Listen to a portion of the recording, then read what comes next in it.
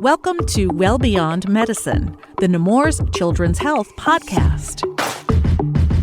Each week, we'll explore anything and everything related to the 80% of child health impacts that occur outside the doctor's office. I'm your host, Carol Vassar, and now that you're here, let's go. Let's go, well beyond medicine. A national survey released in April 2023 by Nemours Kids Health and conducted by Harris Poll indicates that more than 1/3 of children worry at least once a week, and that the worrying only gets worse as they get older. As May is Mental Health Awareness Month draws to a close, we discuss the results of this survey with Dr. Megan Walls, pediatric psychologist and director of external affairs for Nemours Children's Health Delaware Valley, and Rick Raber, editor-in-chief for Nemours Children's Health and kidshealth.org. So what was the impetus for conducting this survey? Rick Raber has the answer. It's no secret, Carol, that the mental health of teens has become a growing concern for everyone in recent years. Our survey went into the field in late January. For context, in December, just the month before, in a fairly unusual public advisory, the Surgeon General warned of what he called a devastating mental health crisis among adolescents. And at about the same time, the CDC released data that showed some really alarming trends among teens. The numbers showed that, almost half of U.S. high schoolers experienced feelings of sadness and hopelessness in the year before, and nearly a quarter seriously considered attempting suicide. So we set out to understand what children worry about during the preteen years. And our view was that understanding what children worry about most often offers an opportunity for parents and caregivers at a crucial period during these preteen years, where they can learn more about their children's concerns and gain insight into how to help them when the worries become too intense or too frequent. So the bottom line, the goal was providing parents and others some insight into the worries of children, where they go to for help and how they cope. I'm curious as to the overview of the findings of this particular survey. Dr. Walls. So I think, as Rick sort of mentioned, we really were looking at what is happening with kids and kind of, we call them kids and tweens, right? Especially in the aftermath of a pandemic. So does this landscape look different now? And to really figure out what is happening with our kids and, to really think about what can we do with these findings. And so one of the things that I think we did find is that, not surprisingly, the most common things worried about center around school and friendships. And that's pretty longstanding for kids. So we know that that's something that kids worry about. But one of the interesting things, I think, is that 37%, so over a third of kids worry once a week or more. And I think that's an interesting one, especially as we look at this data, right? So we know that nationally we're seeing increases in things like anxiety. So are we also seeing increases in just worry? And worry doesn't have to be a clinical problem, right? But our kids just worried in general more. The other thing that I think is really important here in the overall picture, and we can talk details as well, is that despite having this many kids worry, what we actually heard from kids was that they most frequently turn to their parents when they are worried. And I think that's good news. We have, especially for those younger kids are even more likely to be drawn to their parents as their first resource. And then not surprisingly, as we get to that 12, 13 age, kids start to go to their friends, right? But I think it's really important finding that kids are worrying about a lot of the things that we find to be really common, but perhaps they're worrying a little bit more, or they're identifying worrying more, but they're going to trusted adults. And that's a really important piece of this finding, I think. You talk about worry, and it's not really a clinical diagnosis. So let's define the word worry. Dr. Walls. Great question. So one of the things that we've talked about a lot is, what is the difference between worry? Why is that normal? And what becomes more of a clinical problem and what we would call anxiety, right? So clinical anxiety. Worry is any kind of thing that a kid thinks about that might make them a little bit nervous or a little bit stressed. And when we think about that, worry is normal. We all worry. I worry, where did I put my keys this morning? I can't find it out the door. Kids worry about things like, oh, is this shirt look good today? Right? So worrying is normal. And part of worrying is really developmentally normal. So when we look at some of these age groups that we looked at, right, this 9 to 13 age, we actually know that in that teen age, kids often worry because in that age and in that developmental stage, worry is really normal. And what it means is they're just kind of figuring out the world, right? So if we don't worry, it means they're not kind of thinking about, well, what are the consequences? What are the outcomes? So as kids get older, we actually know that this is pretty normal. And as adults, we all worry, right? We all have those moments. What are the effects of worry, especially on the preteens, the tweens, and then the teens? So it's really interesting. Worry itself perhaps is not having any negative outcomes. However, there are what I would call symptoms or ways that kids show their worry, right? So kids will say things like in this survey even, right? That they feel like they're a little bit distracted if they feel worried about something, they can't focus, or maybe they get a little bit more quiet. There are kids who say they need to talk to someone. So if they're worried, they're going to be more talkative. And then there are kids who say, I need to distract myself. I need to go and watch a show or do something to turn my brain off. And that's okay too. So we know that kids are doing that. Another interesting thing that we saw in this study particularly is really around how this sort of manifests in kids. And what I mean by that is we're also seeing kids who say they actually physically don't feel great when they're worried. And that's pretty normal. We actually know that that's a normal experience. But things like, my stomach hurts. My head hurts. Ooh, I don't really want to eat. And if we think about those times that we're worried about giving a presentation or talking to someone new, we can identify with that, right? Those butterflies in your stomach or feeling like, oh, I don't really want to eat lunch yet because I have a big presentation. And so kids are actually able to identify those things. And I actually see this as a positive. I want kids to be insightful and to be able to say, you know, when I'm worried, I feel a little off and I probably need to talk to someone or distract myself or do something else because I don't feel so great when I'm worried. And I really, you know, this study shows that kids can identify those things and also identify things like I mentioned about being distracted. But I think what it also gives opportunity for is if we know what we feel like when we worry, it actually signals, hey, maybe we can do something to help us when we feel worried. Maybe we can use some coping skills. As you pointed out, some worry is natural. Anxiety to a certain extent is natural. At what point should parents be worried that this is tipping into excessive worry and maybe even a clinical diagnosis of some kind, maybe anxiety disorder in their kids and in their teens? Sure. So when we talk about when should I be concerned and when should I think maybe this is not just that normal worry, I look most at kids functioning. So not that I have butterflies in my stomach because a test is coming up, but instead, is your child withdrawing? Especially when we look at the age range that we're talking about here, this 9 to 13. This is a pretty social time in life. So if your kids are withdrawing, they don't want to play with friends anymore, they're so nervous about school or appearances or friendships that they don't want to even go. They don't want to go to sports. If they are not eating, right? They're losing appetite. If they are up all night not sleeping because they're worried. So we say when there is a functional change and it's noticeable over more than a day or two. So we know that if kids have a big thing coming up, totally normal. But if we're really seeing this last, right? So beyond an event or an issue that's happening in school that day, if we see kids consistently have functional change, sleep, behavior, eating, friendships, that's when I say to parents, it might be time to say, do we need to get some extra help here? And that's when it's really important to turn to your pediatric providers and even to your pediatrician and just say, I've noticed this thing's happening with my child. Can you help us figure out what to do next? In the survey results, did you find that the kids that were surveyed had the coping mechanisms that they needed to deal with and alleviate worry? A lot of the kids surveyed said that they actively work to make themselves feel better when they're worried. So over 90% of kids said that. And about half of those kids talk to someone when they feel that way. Again, I go back to there's nothing that I think is actually more rewarding than a kid saying, I go and talk to my parent when I'm worried. So we know that that's actually positive, right?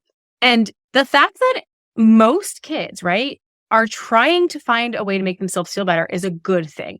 Now, We also know there's different ways of coping. So there is a proportion of kids who actually turn to technology and distractions in the hopes of stopping their worry.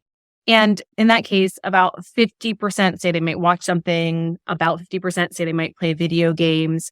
And we saw actually that boys are more likely than girls to turn to things like video games to make themselves feel better. But kids are also doing other things. So they're doing things like going outside to play, doing something creative, reading a book. So really kind of taking themselves out of that moment of worry and doing something else. And what we know is that as long as we're not avoiding the thing that makes us worried forever, distraction's a great coping technique. So we actually see that a lot of these kids are doing things.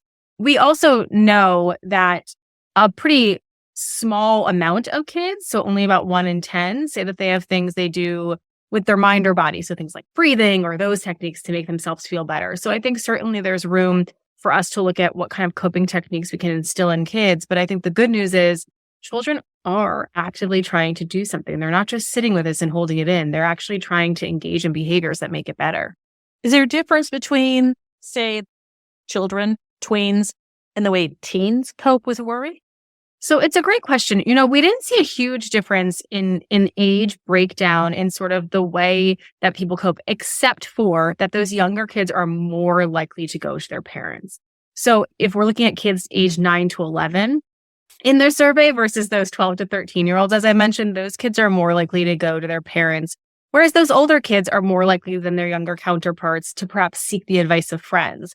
And again, developmentally appropriate, we expect that those younger kids are with their parents every day. But our 12 and 13-year-olds, I would posit that they might be at sports and activities and in school more independently with friends. And so I think that really, does make sense. And the other thing is that the older group of kids, so those middle schoolish age kids, are more likely to feel adults perhaps don't understand what they worry about than those younger kids. So I think what we're seeing here is really developmentally appropriate, but I think also reminds us that perhaps those older kids need either more parental questioning of how we're doing or more intervening, right? Because they might not come to their trusted adult as much as those younger kids. Dr. Walls, what role do parents play in all of this? I know they have to be observant, they have to be listening. What tips might you have for parents who are listening today? One of the biggest pieces of understanding worry and anxiety for kids, for parents, is actually understanding that you don't have to fix it. A lot of times as parents, and I'm a mom of 2, we see our kids worry and we just want to make it better. We want to bring the book to school they forgot. We want to fix the friendship and invite a friend over for them. But our role as parents is actually to let our kids have little baby failures. Let's worry about something that might go wrong. And it might go wrong, and that's okay. And instead of fixing it, our job is to support. And so I think of it like scaffolding on a building, right? You can be there and you can help hold them up, but you can't be the building for them. You're just helping them build their skills along the way until they're strong enough to do it themselves. And what we know is that parents who are just supportive, right? I see you're worrying. That's a tough day at school. I know you're going to get through it. Can I help you? Those are the parents who have kids who then go on to become teenagers and adults who aren't afraid to problem solve and who aren't worried if something small goes wrong. And so as parents, the more we can help kids to solve the problem as a kind of a joint effort, right? Instead of fixing it for them, the better off our kids are. And I think that's a really important piece for parents to remember. You mentioned when we started talking about this that you wanted to see how kids were doing post-pandemic. What role did the pandemic play in children's fears and worries? It's a great question. And we don't have a before pandemic survey to look at. And so instead, I think what we're looking at is just what is the landscape now. But we did ask questions about if kids are worried about things like things in their world. And I think one of the things that we talk about a lot in the clinical world is during the pandemic, we saw kids have a lot more access to a lot more information and screens. And this was not reported directly in the survey. But I think to me, it makes sense that kids are starting to worry about what's happening in the world. So things like pandemics, some kids are worrying about environment, violence, right? So I think that while I don't have a good comparison and while we didn't ask directly in the survey, I think what I would say from a clinical perspective is we're seeing kids during a pandemic when we were stuck home. And also, frankly, they had to use technology more, right? They had to learn it. They had to do schooling in technology, that they got more access to information. And so the thing that I think is interesting is we might be seeing some outcomes that are based on what kids have exposure to. And we don't have a comparison before or after. We didn't ask directly in the survey, but I would venture to guess from my clinical work that we certainly know that kids had more access to screens and information that way. So, Rick, the release of the survey also marks the launch of the refreshed Nemours Kids Health, which is kidshealth.org. How do these two pieces align, this survey and the relaunch? Right. When we released the study, as part of it, we provided resources on Nemours Kids Health to help parents learn ways to help kids when they worry. And that's what we do at Kids Health. We provide content to help families make their best health choices. For those who don't know, Kids Health is our website, kidshealth.org, and its related products, such as patient instructions delivered through the electronic health record and videos and a lot more. And everything we do at Nemours Kids Health is about creating doctor-vetted, easy to understand information and advice for parents, kids, and teens as separate audiences. And now kidshealth.org reaches almost 200 million people a year. It's one of the most visited pediatric health websites in the world. There's really no other pediatric health system that comes close in this regard. So when we think about Nemours' commitment and vision go well beyond medicine, among other things, we talk about going outside our walls to help children everywhere grow into healthy adults, and about being one of the world's most trusted voices for children's health. So in those ways, Nemours Kids Health is very much aligned in vision and philosophy with Nemours, really in every way, and it always has been. The problem was it evolved over time to have a different look and feel than the Nemours brand. And that's what we corrected in this refresh. And so we thought this survey would be a great opportunity to underscore, the consistent approach through everything Nemours does, as well as what a great example Kids Health is of Nemours reaching beyond its walls, to literally every corner of the globe. Dr. Wells, I'm going to kind of pull on that well beyond medicine thread. How does the survey and the work that you do really speak to the idea of well beyond medicine that, as Rick pointed out, has been embedded in everything done at Nemours? Our goal, both from a clinical perspective and my goal in my role as Director of External Affairs, is really how can we get the best information to families in the most effective way possible?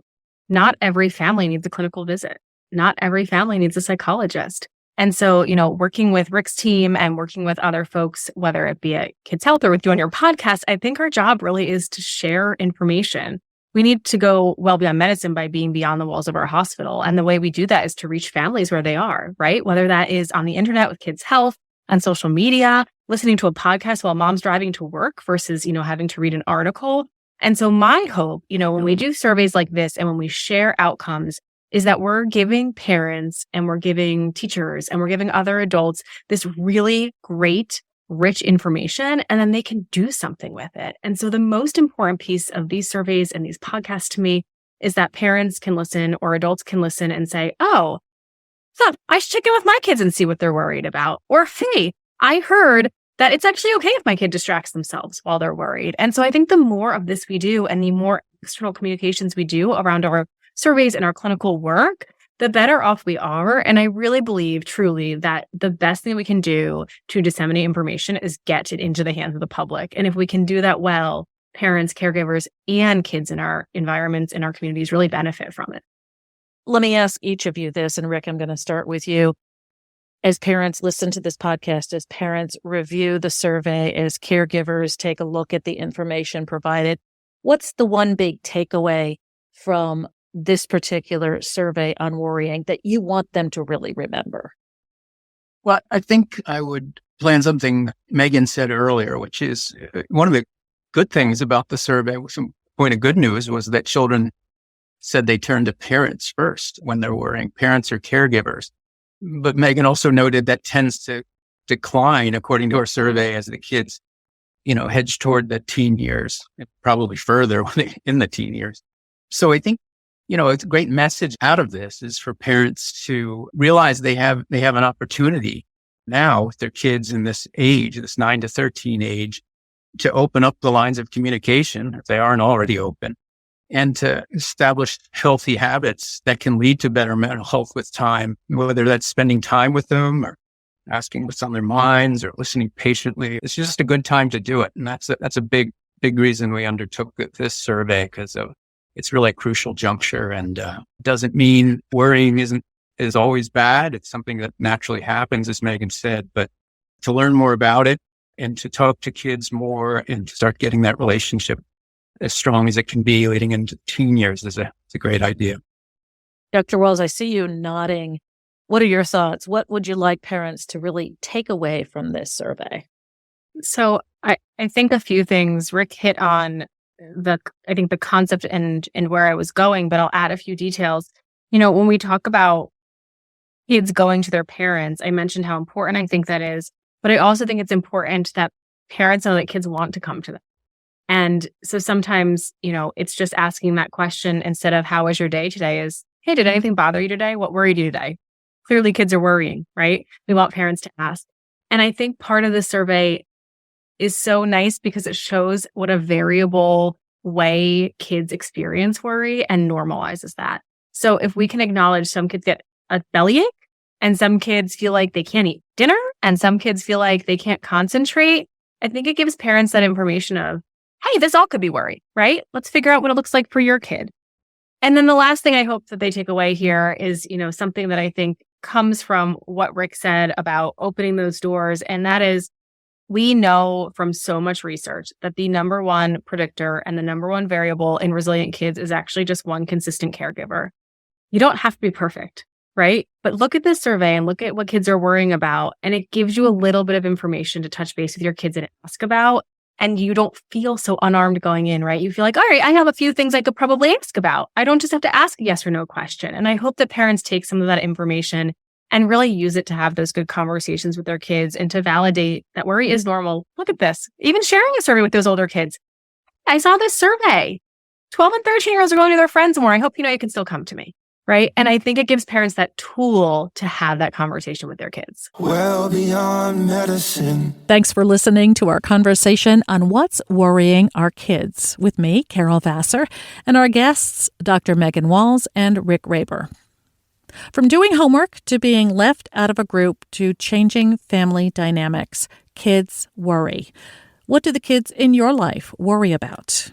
How do you help support them when they're worried?